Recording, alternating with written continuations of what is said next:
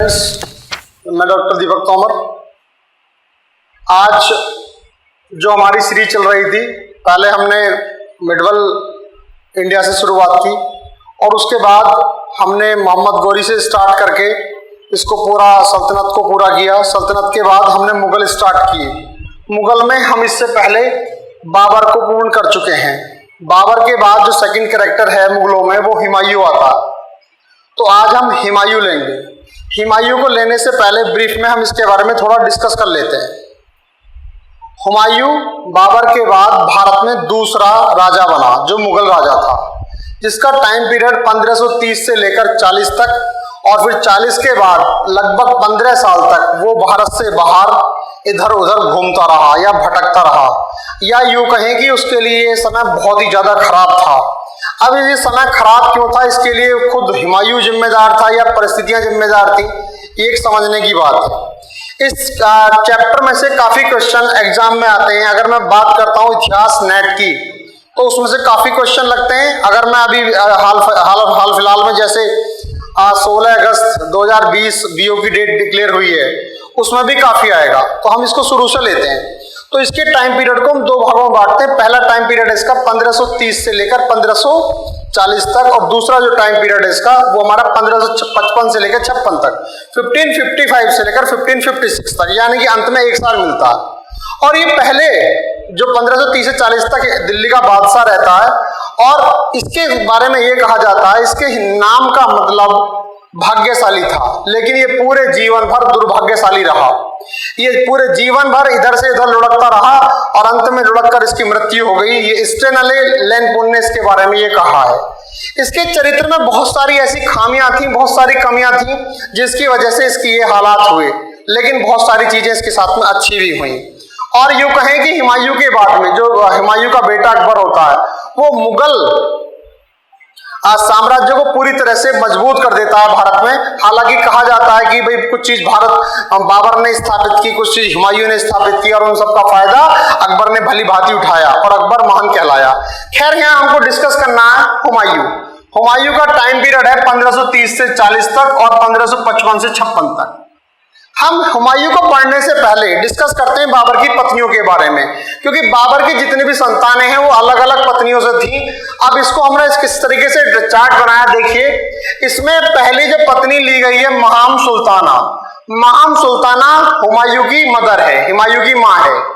दूसरी पत्नी है गुलरुख बेगम, उसका एक पुत्र कामरान है और दूसरे पुत्र का नाम अस्करी है। यानी कि अस्करी और कामरान वो हुमायूं की दूसरी माँ अर्थात जो बाबर की कई सारी पत्नियां हैं, जो दूसरी पत्नी है गुलरुख बेगम, उसकी संतान है। तीसरी पत्नी है दिलदार अगाची। दिलदार अगाची से जो पैदा होता है बाबर का पुत्र, जिसका नाम है हिंदाल, और साथ में गुलबदन बेगम। गुलबदन बेगम जिसका इतिहास में एक सम्मानजनक महिलाओं में नाम आता है, और जिसने किताब लिखी जिसका नाम हुमायूं नामा है, जिसको अक्सर एग्जाम में बहुत पूछा जाता है। तो गुलबदन बेगम और हिंदाल ये दोनों दिलदार अगाची के पुत्र थे। चौथी एक पत्नी और है जिसका नाम है आयशा सुल्ताना या आयशा सुल्तान। ये वो पत्नी है जब बाबर मुसीबत के समय में होता है तो इसका साथ छोड़कर चली जाती है। आमतौर पर हमने पत्नियों के नाम किस लिए लिए हैं, क्योंकि पत्नियों के नाम से ये चीजें बहुत अच्छी तरह क्लियर होंगी कि इनके पुत्र को कैसा कैसा हुआ। बाबर जितना ज्यादा दूरदर्शी था, बाबर जितना ज्यादा हिम्मती था, बाबर जितना ज्यादा चतुर था, बाबर जितना ज्यादा होशियार था, यानी कि हिम्मत, हरकत और होशियारी बाबर की ये एक तरीके से अच्छाइयां थी, उसके कैरेक्टर की स्ट्रॉन्ग पावर थी। लेकिन हुमायूं के साथ में अफीम थी। ये अफीम का बहुत ज्यादा इस्तेमाल करता था, ये बहुत ज्यादा नारियों में ध्यान देने वाला था, और तीसरा ये ज्योतिष पर पूरा विश्वास करता था। ज्योतिष की वजह से बाबर हफ्ते में 7 दिन अलग अलग रंग के कपड़े पहनता है। ये क्वेश्चन भी कई बार एग्जाम में पूछा जाता है। अगर मैं बात करूं तो हुमायूं का जन्म हुआ है 1508 में, और 1508 में हुमायूं का जन्म हुआ है, और हुमायूं ने बाबर के सभी अभियानों में बहुत अच्छी तरह बढ़ चढ़कर हिस्सा लिया। तो उसमें क्या होता है, जब बाबर का अंत समय आता है तो बाबर 48 साल की उम्र में मर जाता है, काफी सारे युद्ध लड़ता है और हिंदुस्तान में एक साम्राज्य की स्थापना भी कर देता है, जिसको मुगल साम्राज्य के नाम से जाना जाता है। हालांकि जो बाबर का बाबर ने जिस साम्राज्य को स्थापित किया वो कोई फूलों की सेज नहीं था, लेकिन फिर भी बाबर एक वसीयत करता है। एक वसीयत क्या करता है? बाबर हुमायूं को समझाता है कि अपने साम्राज्य को अपने भाइयों में बांट लेना, और अगर तेरे भाई कुछ गड़बड़ भी करें तो उनको माफ कर देना। लेकिन इतिहास की दृष्टि से ये कहा जाता है कि ये हुमायूं की सबसे बड़ी भूल थी, और हुमायूं ने अपने भाइयों में अपने साम्राज्य को बांटा, जो बाद में बहुत बड़ी कमी सिद्ध हुई, और बाबर के जो भाई थे उसके लिए एक दुश्मन की तरह सिद्ध हुए। एक तरीके से ऐसे सिद्ध हुए जैसे दीमक लकड़ी को खा जाती है, वो भी हुमायूं को खाने लगे। अब देखिए यहां पर एक क्वेश्चन बनता है, बाबर सत्तारी सिलसिले का मानने वाला है, सिलसिले होते थे जिसमें सत्तारी सिलसिले के मोहम्मद गौस है, उनका शिष्य है ये, और ये अफीम, नारी और ज्योतिष में ज्यादा विश्वास रखता है, हर दिन अलग अलग कपड़े पहनता है। तो जो ये हुमायूं अपने पिता बाबर के कहने पर अपने साम्राज्य को देखिए कैसे डिवाइड करता है। दिल्ली तो आ जाती है, दिल्ली का जो सिंहासन होता है वो हुमायूं के साथ रहता है, लेकिन कामरान को काबुल दे दिया जाता है, कंधार दे दिया जाता है, सिंध दे दिया जाता है, पंजाब दे दिया जाता है। याद करने का तरीका देखिए, कैसे कामरान है, कैसे काबुल है, कैसे कंधार है, और सिंध और पंजाब इसमें आ जाते हैं। तो कामरान का मतलब काबुल, कंधार, सिंध और पंजाब।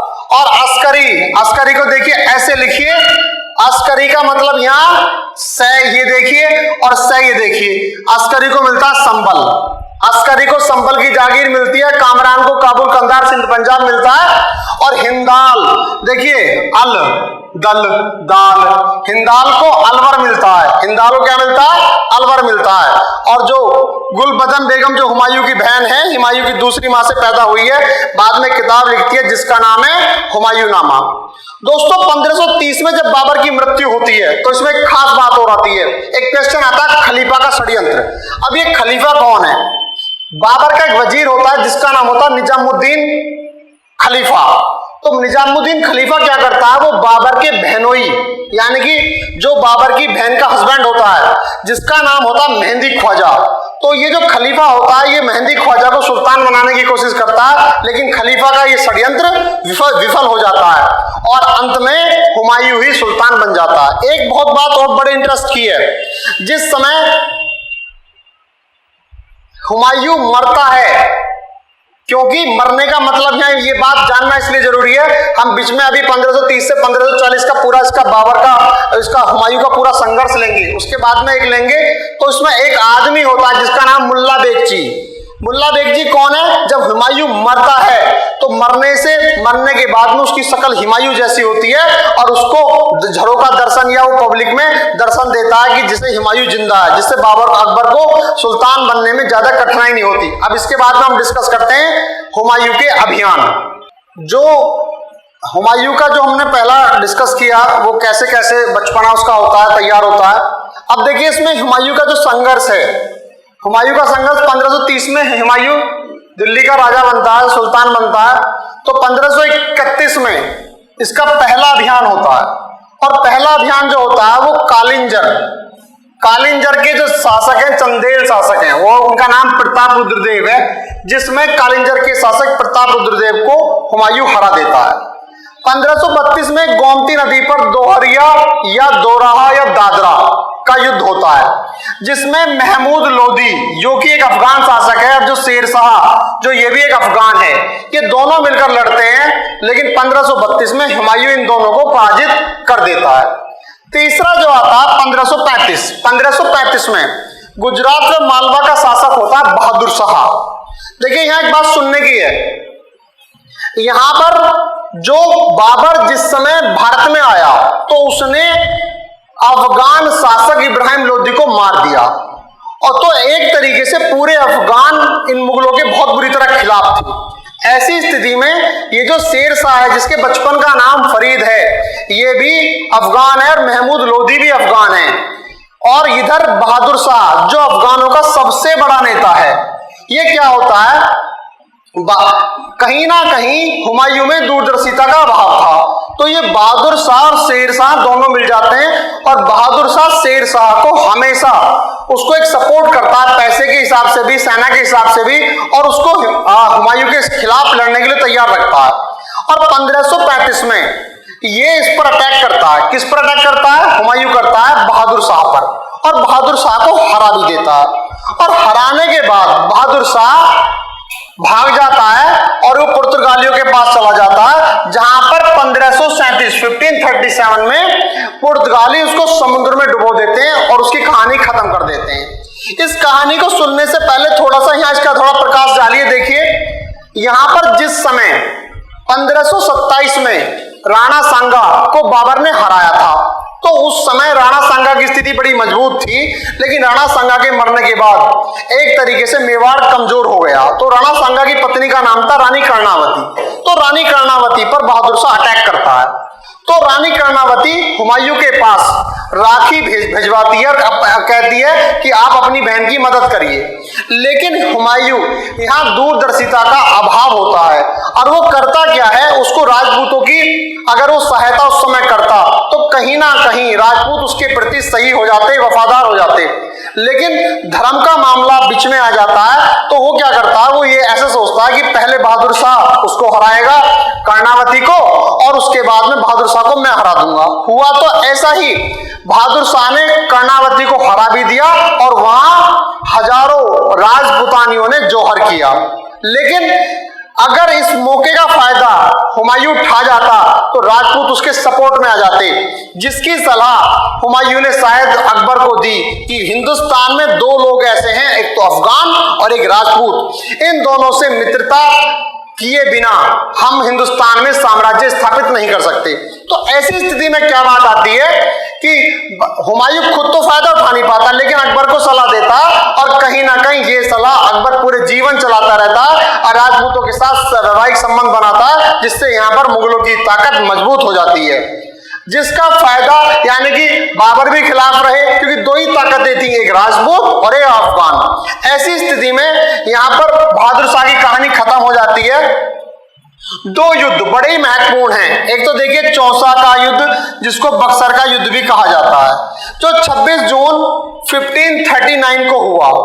और इस युद्ध में फरीद नाम का जो व्यक्ति होता है, जो बाद में शेर शाह की उपाधि, ये क्वेश्चन बहुत आता है कि जो फरीद ने शेर शाह की उपाधि धारण की वो कौन से युद्ध में की, तो वो युद्ध है चौसा का युद्ध।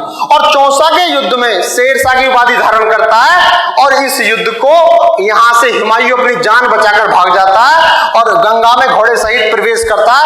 तो वहां एक भिस्ती होता है और भिस्ती हुमायूं की जान बचाता है। तो जानते हो उस समय हुमायूं क्या कहता है कि मैं तेरा नाम, एक भिस्ती से कहता, निजामुद्दीन औलिया से कि जैसा प्रसिद्ध कर दूंगा भारत में। और दोस्तों होता भी ऐसा ही है। 40 में अभी एक युद्ध और होगा, क्योंकि यहां से तो ये जान बचाता है, लेकिन उसके अगले साल यानी कि 1540 में कन्नौज या बिलग्राम के नाम से एक निर्णायक युद्ध होता है, जिसमें शेर शाह पूरी तरह हुमायूं का सुपड़ा साफ कर देता है, हुमायूं को हरा देता है।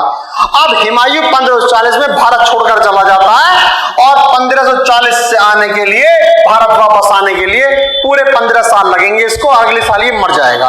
लेकिन दोस्तों यहाँ सबसे बड़ी बात क्या होती है, जब 1555 में ये वापस आता है तो फरिश्ता, गुलबदन बेगम और जौहर आफ्ताब जी, 3 लोग हैं, वो भिस्ती के बारे में बताते हैं। फरिश्ता कहता है कि भिस्ती को आधे दिन के लिए राजा बनाया।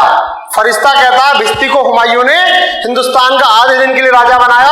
और गुलबदन बेगम कहती है 2 घंटे के लिए राजा बनाया। और जौहर आफ्ताब भी कहता है कि कुछ समय के लिए राजा बनाया। हालांकि उसमें जब वो राजा बना तो उसने चमड़े के सिक्के चलाए आधे दिन के लिए, और इसके जो भाई थे उन्होंने इसका विरोध भी किया, लेकिन ये राजा बना। ये क्वेश्चन बड़ा इंटरेस्टिंग बन जाता है, क्योंकि इसने चौसा के युद्ध में शेर शाह से हुमायूं की जान बचाई थी। तो ऐसा इसलिए होता है। अब यहां तक आने के बाद में ये 1540 तक का सीन है। 1540 के बाद में 1540 से 55 तक यहां पर एक नया वंश आ जाएगा। नया वंश से मतलब है शेरशाह सूरी आ जाएगा, और शेरशाह सूरी 1540 से 45 तक राजा रहेगा, और 45 से 53 तक उसका पुत्र इस्लाम शाह रहेगा, और 53 से लेकर लगभग 55 तक उसका जो एक फिरोज के नाम से बेटा है वो रहेगा, लेकिन उसका मामा से मार देता है और आदिल शाह के नाम से शासक बन जाता है। बाद में हिंदू सेनापति हेमू की कहानी भी आएगी। तो हम हुमायूं के बाद में शेरशाह को लेंगे। लेकिन अभी हमारा थोड़ा सा ये रह गया 1555 में कितने युद्ध कैसे कैसे हुए और कैसे हुमायूं ने दिल्ली प्राप्त की, इसको आप डिस्कस करते हैं।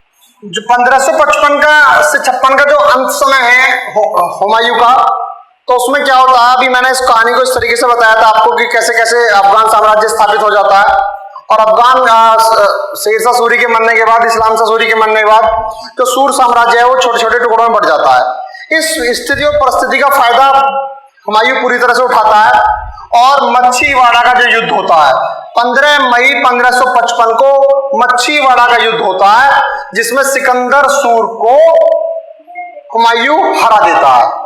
लेकिन 22 जून 1555 को सिकंदर सूर को निर्णायक रूप से हरा देता है। यह आपका सरहिंद का युद्ध। तो दो युद्ध हैं 1555 और 1555 है दोनों, 15 मई और 22 जून को है मच्छीवाड़ा का युद्ध और सरहिंद का युद्ध। तो ऐसी स्थिति में क्या होता है, ये दिल्ली पुनः प्राप्त कर लेता है। ये देखिए बहुत बड़ी बात है, जिसके नाम का मीनिंग था लकी, भाग्यशाली, और वो पूरे जीवन भर इधर से उधर लुढ़कता रहा, अनंत में लुढ़कते उसकी मृत्यु हो गई। मृत्यु कैसे हुई देखिए, जनवरी 1556 में दीन पनाह जो एक बिल्डिंग थी, जो एक लाइब्रेरी थी, जो एक नगर टाइप था, जो उसका एक शेर मंडल पार्ट था, उससे गिरकर पैर फिसला हुमायूं का और उसकी 1556 में मृत्यु हो गई, यानी कि दिल्ली प्राप्त करने के बाद।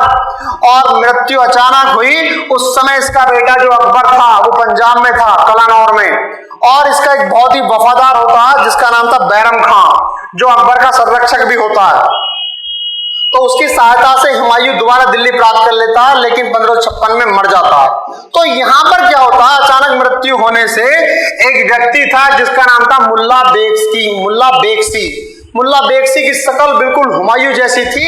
उसको ड्रेस पहना के एक तरीके से जनता दर्शन करा दिया जाता है और 3-4 दिन के उसमें अकबर का कोरोनेशन यानी कि राज तिलक कर दिया जाता है और अकबर मुगल साम्राज्य का तीसरा सम्राट बन जाता है। और उसकी जो बीवी हाजी बेगम है, हालांकि कई बीवियां इसकी भी, जो इसकी बीवी हाजी बेगम है, ये इसके मरने के बाद, हुमायूं के मरने के बाद एक मकबरे का निर्माण कराती है जो दिल्ली में है, और उस मकबरे को वफादार बीवी की महबूबाना पेशकश कहा जाता है।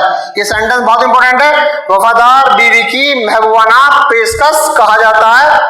तो दोस्तों ये इस तरीके से हमने हुमायूं को डिस्कस किया, काफी क्वेश्चन अलग तरीके से बताने की कोशिश की है।